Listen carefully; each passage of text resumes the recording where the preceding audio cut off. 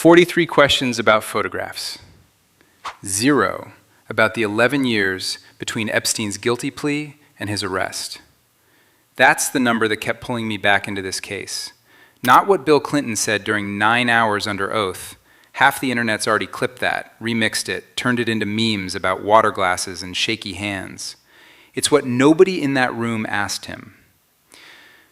So I went through both depositions, Hillary's, Bill's, every question, every redirect, every objection. And I started keeping a list, not of the answers, but of the topics, what the committee chose to spend their 9 hours on. Here's what made the list. Photographs from Brunei, a hot tub, whether Hillary Clinton had seen emails about Pizzagate, whether the government should disclose more information about UFOs, Lauren Boebert leaking a photo to a conservative influencer and nearly derailing the entire session.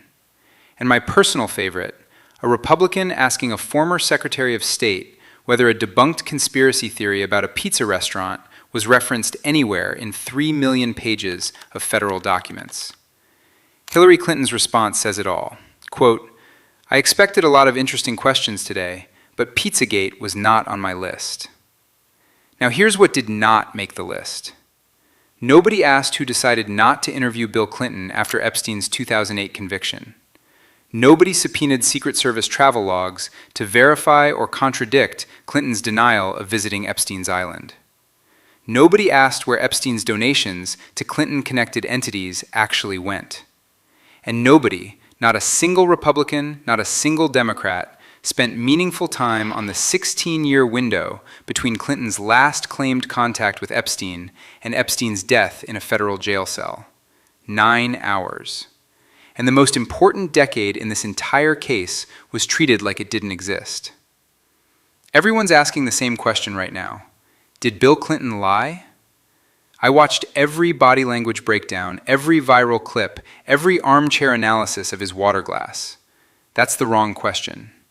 The right question is, why didn't anyone in that room ask the questions that would have made him lie?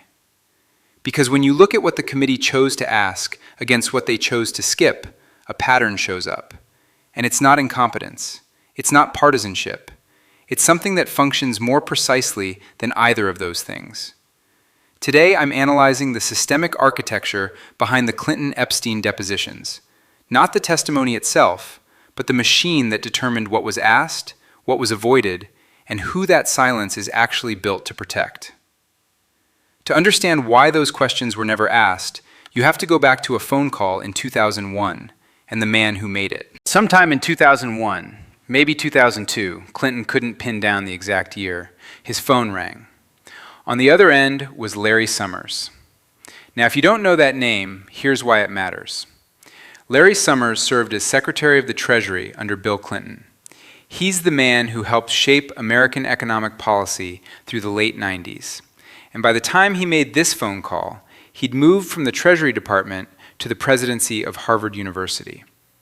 So when Larry Summers calls and says, "You should meet someone," you take the meeting. Here's what Clinton told the committee Summers said. I'm paraphrasing from the deposition, but the substance is direct. Summers told him there was a man named Jeffrey Epstein, donated millions to Harvard for brain research, information hungry, loved talking economics and politics. And here's the part that sealed the deal. He had a massive private airplane, and he was willing to fly Clinton, his staff, his entire Secret Service detail anywhere in the world for charitable work.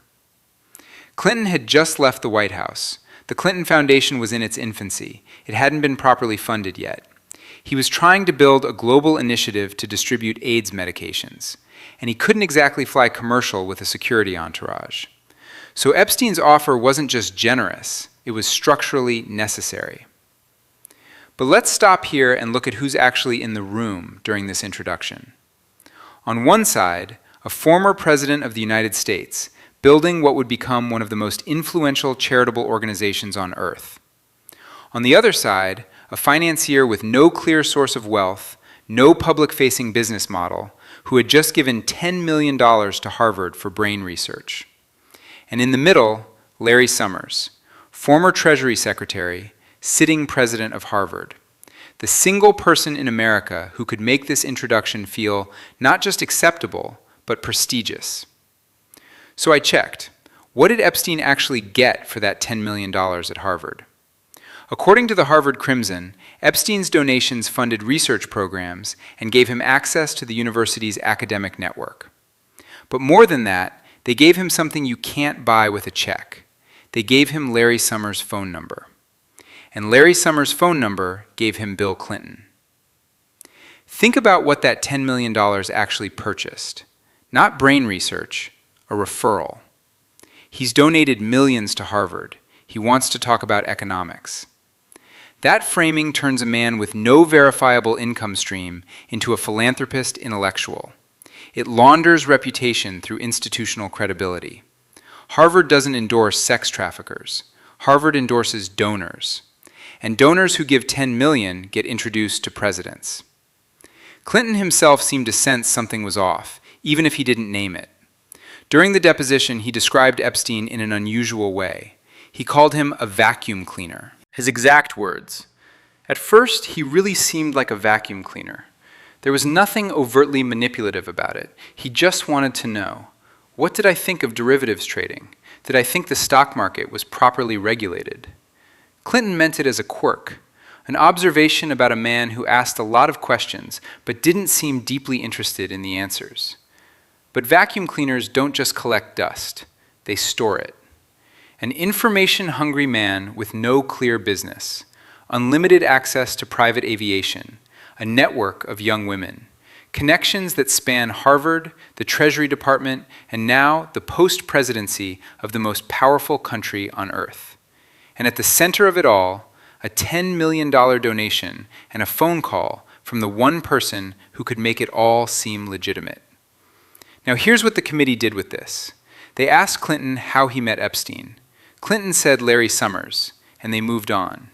They didn't ask, did Summers describe any of Epstein's other activities? They didn't ask, did Summers ever express concern after 2008? They didn't subpoena Summers' communications with Clinton from that period.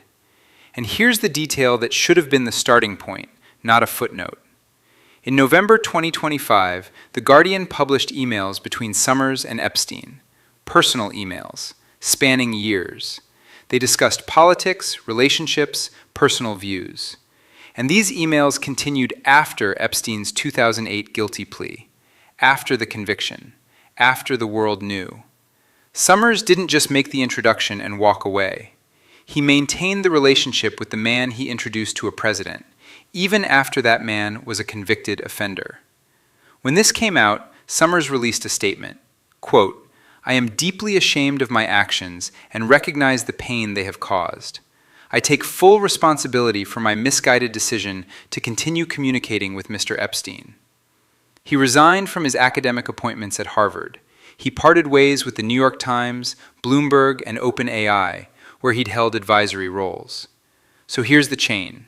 Summers introduces Clinton to Epstein. Clinton uses Epstein's plane for foundation work. The relationship ends, Clinton says, around 2003.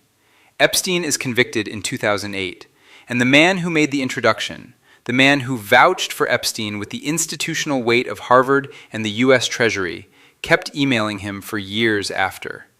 Everyone focused on Clinton. Everyone focused on the flights, but the introducer is the load-bearing wall of this entire structure. Without Summers, there is no phone call. Without the phone call, there is no plane. Without the plane, there is no photo with Shantae Davies, no hot tub in Brunei, no flight logs, no deposition in Chappaqua 24 years later. And the committee spent almost no time on him. So Summers made the introduction. Clinton says the relationship ended in 2003. He said it clearly. He thought Epstein wasn't genuinely interested in the charitable work, so they parted ways. Clean story, clear timeline. But here's the thing about endings. You can check them against the calendar, and when I did, the math didn't work. Because in July 2010, 7 years after Clinton says he last saw Epstein, and 2 years after Epstein pleaded guilty to soliciting a minor, a woman named Ghislaine Maxwell walked into Chelsea Clinton's wedding. July 31st, 2010, Rhinebeck, New York, 300 guests, a glass-walled pavilion on a private estate overlooking the Hudson River. Chelsea Clinton is marrying Mark Mizvinsky. There's a photograph from that day. Bill Clinton walking his daughter down what appears to be an outdoor path. He's in a morning suit. Chelsea's in Vera Wang. And just behind them, slightly to the left, visible enough that multiple outlets identified her, Ghislaine Maxwell. 2 years earlier, Jeffrey Epstein had pleaded guilty to soliciting a minor in the state of Florida. I need to lay the timeline out flat because the sequence is what matters here, and nobody in that committee room traced it step by step. 2003, Bill Clinton says his relationship with Epstein ended. His exact framing during the deposition was that Epstein didn't seem genuinely interested in the charitable work, that other donors stepped in who cared more, and that he felt he'd held up his end of the arrangement. Clean break, simple explanation. 2006, Palm Beach police begin investigating Epstein for sexual offenses involving minors. 2007, federal indictment in Florida.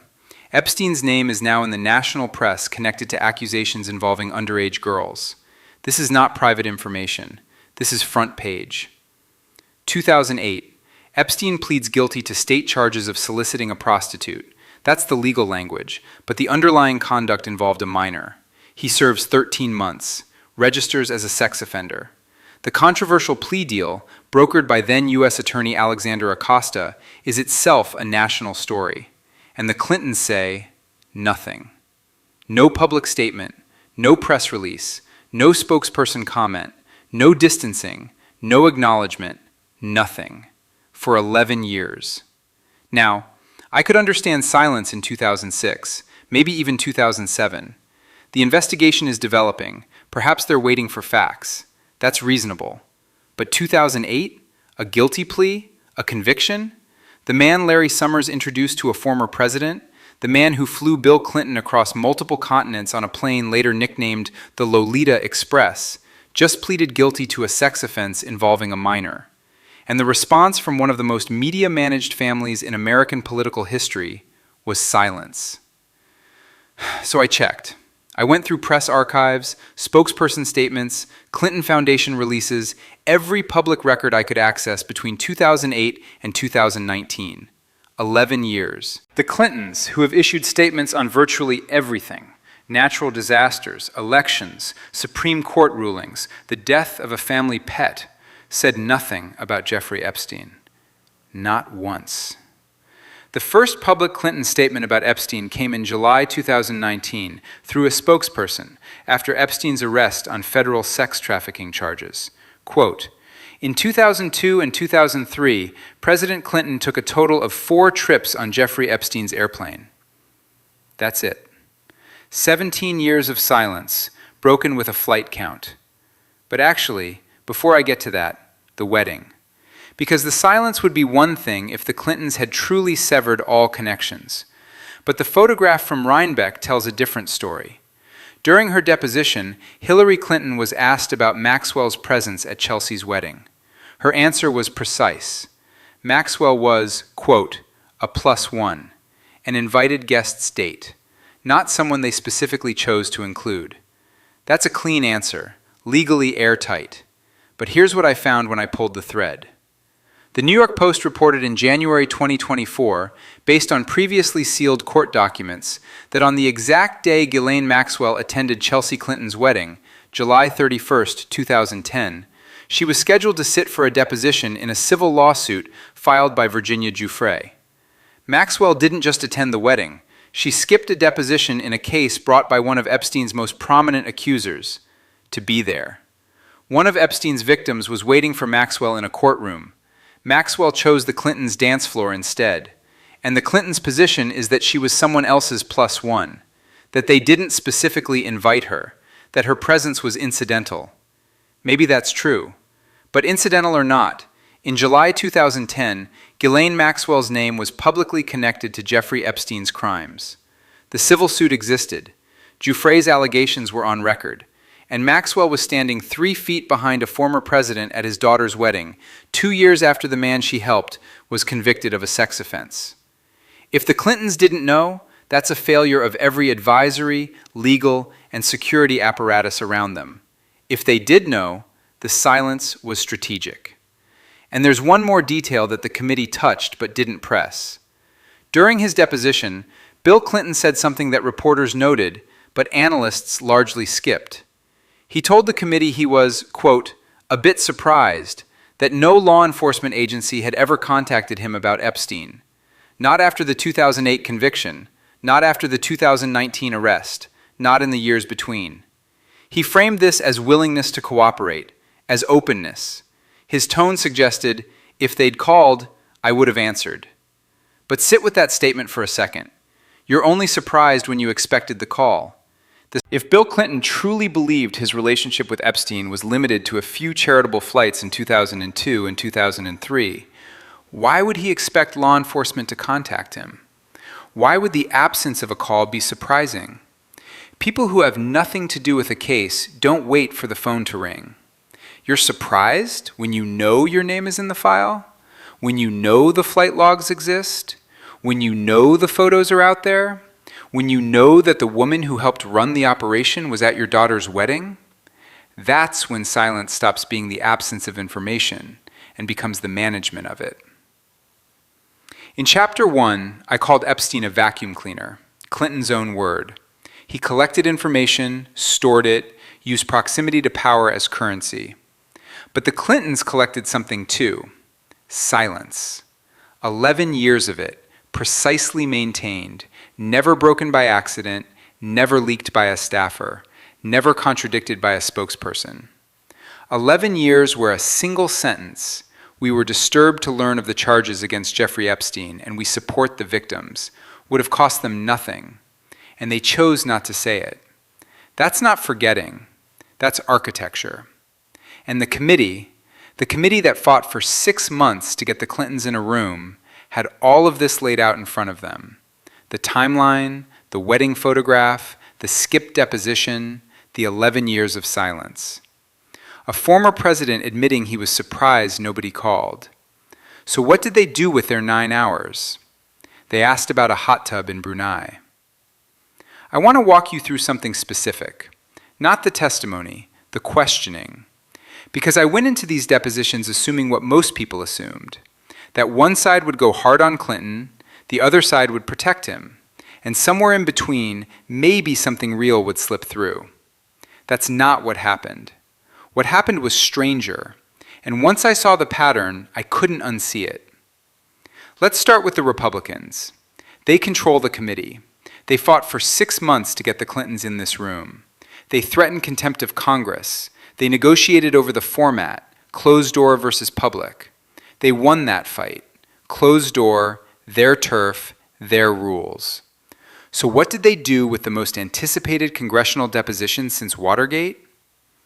Representative Lauren Boebert leaked a photograph of Hillary Clinton to a conservative influencer within the first hour.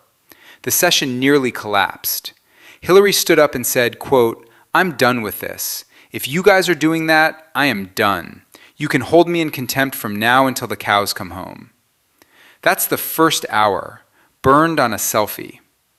Then Boebert asked Hillary Clinton whether 3 million pages of federal Epstein documents contained any references to Pizzagate, the debunked conspiracy theory that Democrats operated a child trafficking ring out of a Washington pizza restaurant. A conspiracy that resulted in a man walking into that restaurant with an assault rifle and opening fire. Hillary's response: I expected a lot of interesting questions today, but Pizzagate was not on my list. Then, Representative Eric Burleson used his questioning time to ask the former Secretary of State about UFOs. Whether the government should release more information about unidentified aerial phenomena. And, this is the part that actually unsettled me, Hillary agreed. She said it was an important issue. They had a civil exchange about government transparency on UFOs during a deposition about Jeffrey Epstein. Now, my first reading of all this was straightforward: incompetence. These are elected officials who don't know how to conduct an investigation. Boebert's playing for social media. Burleson's on a tangent. The serious Republican members are focused on photographs and flight logs, important but already public. And the whole thing was designed to produce clips, not answers. That was my first reading. and I was wrong. Actually, I wasn't entirely wrong, but I was missing something, and the person who pointed it out was Hillary Clinton herself.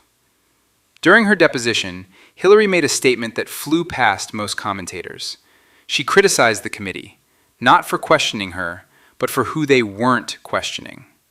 She pointed out that the committee had never called the prosecutors involved in Epstein's 2008 plea deal. The deal that let Epstein plead guilty to state charges, serve 13 months, and avoid a federal trial that could have exposed his entire network a decade earlier. She was right. The 2008 plea deal is arguably the single most consequential decision in the entire Epstein timeline. It was brokered by Alexander Acosta, who later became Trump's Secretary of Labor before resigning over, you guessed it, questions about that exact plea deal. The deal shut down a federal investigation. It sealed victim testimonies. It gave Epstein work release privileges during his 13-month sentence. And in 9 hours of depositions with 2 people who were adjacent to Epstein's world during that exact period, the committee didn't explore it. Hillary Clinton noticed. She called it out, and nobody followed up. That's when my reading shifted, because incompetence looks random. A question about Pizzagate, a question about UFOs, a leaked photo, that's scattered, unfocused, sloppy. But when you overlay what was asked against what wasn't, the shape isn't random at all. It's precise. Republicans didn't ask about the 2008 plea deal because Alexander Acosta was a Republican appointee, later a Trump cabinet member. That plea deal is a Republican liability. Pressing it publicly opens a door they need closed. Democrats didn't push Bill Clinton on the 11-year silence. They didn't ask about Maxwell at the wedding. They didn't demand Secret Service travel logs. Multiple Democratic representatives used their time to thank Clinton for appearing, to affirm that Trump was using the investigation to divert attention, to signal to their base that this was partisan theater. One Democrat told Clinton, essentially, "We know you're being used as a distraction. We appreciate you being here. This is about Trump, not you." And Democrats at home watching were frustrated, not with Republicans, but with their own side. Because as one commenter put it, and Rotten Mango captured this well, nobody cared what party a trafficker belongs to. If your representative is using their questioning time to comfort a witness instead of pressing him, that's not partisanship, that's complicity. So let me lay both lists side by side. This is the evidence challenge. What the committee covered in 9 hours, photographs from Brunei, a hot tub, flight logs already in the public record, Shantae Davies' massage, Howard Lutnick's dinner invitation, Pizzagate, UFOs, whether Clinton ever discussed women with Epstein, and a leaked iPhone photo.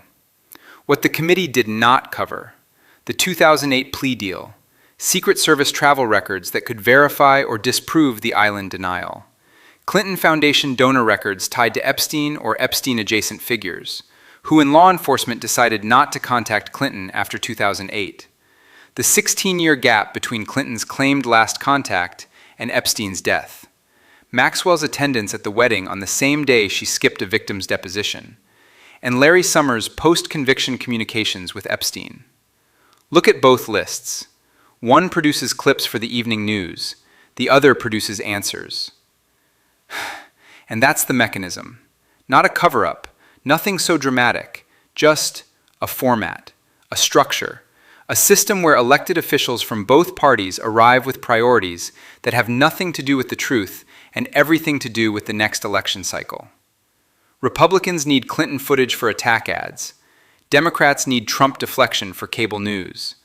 And the actual questions, the ones that would force someone to lie or tell the truth, the ones that would produce documents, subpoenas, follow-up investigations, those questions don't serve anyone at the table, so they don't get asked. There's a moment in Bill Clinton's deposition that crystallizes this. The committee asks him, an opinion question, not an evidentiary one, why he thinks President Trump has ignored figures like Howard Lutnick who have their own Epstein connections.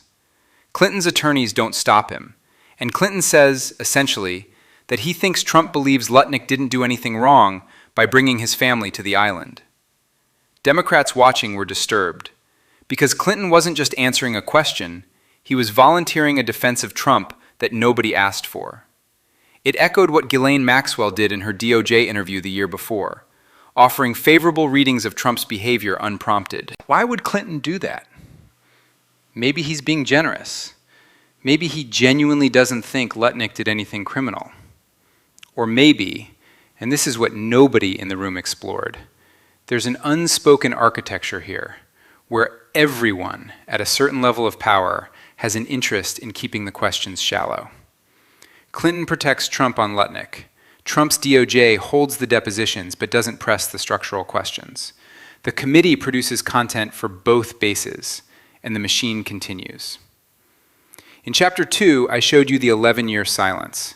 The Clintons knew enough to be surprised nobody called, but never volunteered information. The committee just replicated the same structure. They knew enough to subpoena a former president, but never asked the questions that would have mattered. The silence doesn't just live in the Clintons' press office. It lives in the format itself. When the powerful are questioned by the powerful, the questions serve the questioners. So neither party wanted the real questions asked inside that room. But outside the room, outside the depositions, outside the committee, outside the partisan machine, someone was paying attention. And what the Department of Justice did next tells you everything about who this system is actually built to protect. January 30th, 2026. The Department of Justice publishes over 3 million pages of documents responsive to the Epstein Files Transparency Act. 3.5 million pages, the largest single release of Epstein-related materials in history. President Trump signed the act himself. He called for more investigations. The White House framed it as an act of unprecedented openness. Quote from a spokesperson, "President Trump has done more for Epstein's victims than anyone before him." 3.5 million pages. That number sounds like transparency. It feels like a flood of information. It looks, from the outside, like the system is finally working. So I want to tell you about a reporter at NPR named, actually, let me back up, because the way this unraveled is the story. On February 24th, 2026, less than a month after the massive file dump, NPR published an investigation. Their reporters had done something tedious and essential. They compared the published database against file metadata, the digital fingerprints that show whether documents have been modified, removed, or rearranged. What they found was that the public database was missing dozens of pages. Not random pages, not administrative cover sheets, not duplicate filings. The missing pages were FBI interview reports. Specifically, FBI interviews with a woman who alleged that Donald Trump sexually assaulted her when she was 13 or 14 years old. The interviews had been conducted in 2019. The FBI had them in their files. The Transparency Act required their release, and they were gone from the database. 3.5 million pages, and the ones about the sitting president weren't there. Now, let me be precise about what these documents contain, because precision matters here more than anywhere else in this case. These are FBI interview reports. A woman told the FBI she was introduced to Trump through Epstein at Mar-a-Lago. She alleged she was forced to perform a sexual act on Trump when she was a minor. A separate individual, whose name was redacted, told the FBI they believed Trump was aware of Epstein's activities, having overheard conversations between the two men. These are allegations. They are uncorroborated by physical evidence in the public record as we understand it. They have not resulted in charges. Trump has denied any wrongdoing. His spokesperson said he has been totally exonerated. I want to be clear about all of that.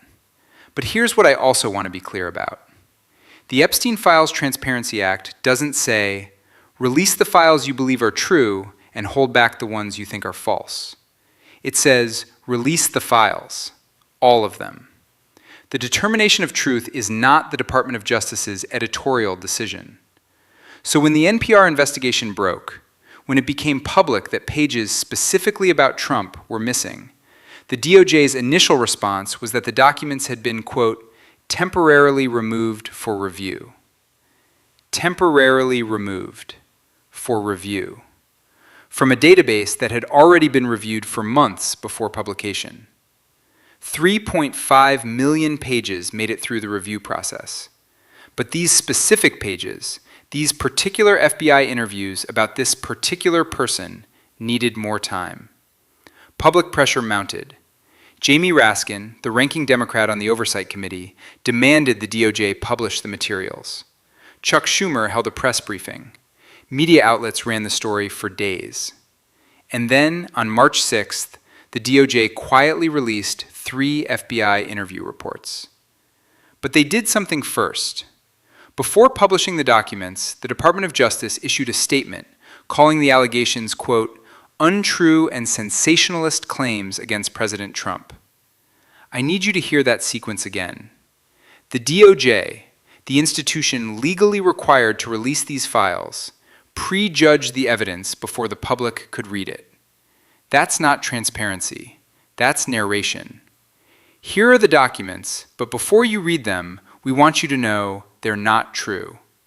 That's a press office managing a story. That's not a legal institution complying with a law. And it didn't stop there, because as of yesterday, April 3rd, 2026, the Daily Beast reported that key details from the FBI's interview with the woman who alleged abuse at age 13 remain censored from the public release. Not the entire interview, parts of it, specific details. The DOJ released enough to say they complied, and redacted enough to control the narrative. So let me build this chain from the top. Trump signs the Transparency Act. His DOJ releases 3.5 million pages. NPR discovers the pages about Trump are missing. The DOJ says, temporarily removed. Public pressure forces release. The DOJ pre-labels the allegations as untrue. And even after release, key details remain redacted. Now lay this next to what we saw in Chapter 3. The committee chose which questions to ask. They avoided the 2008 plea deal because it implicates Republican appointees. They avoided the 11-year silence because it embarrasses Democratic allies. The questioning was shaped not by what would produce truth, but by what would protect existing power structures. The DOJ did the same thing, just with documents instead of questions. Release the Clinton material when you want to create pressure on the Clintons. Withhold the Trump material until you're forced to publish it. Frame it before the public can read it. Redact the specifics after you release the outline. Same architecture, different room. This isn't a cover-up. A cover-up implies someone is hiding all the information. Nobody's hiding all of it. They're releasing it on a schedule, with editorial commentary, time to political needs. Everyone's asking, is Trump guilty? Is Clinton guilty? Who did what on whose island? That's the wrong question. The right question is, who controls which pages you get to read, and when? Because right now, in March 2026, a bipartisan group of senators has demanded an independent audit of the DOJ's redaction protocol. The audit hasn't happened yet. The same DOJ that removed pages, then restored them, then prejudged them, then redacted them, is the institution being asked to audit itself. And meanwhile, in Chappaqua, a committee asked 9 hours of questions designed to produce nothing. In Washington, a department released 3 million pages designed to look like everything. And somewhere between the room where the wrong questions were asked and the database where the wrong pages were published, there are people who've been waiting decades for someone to ask the right questions.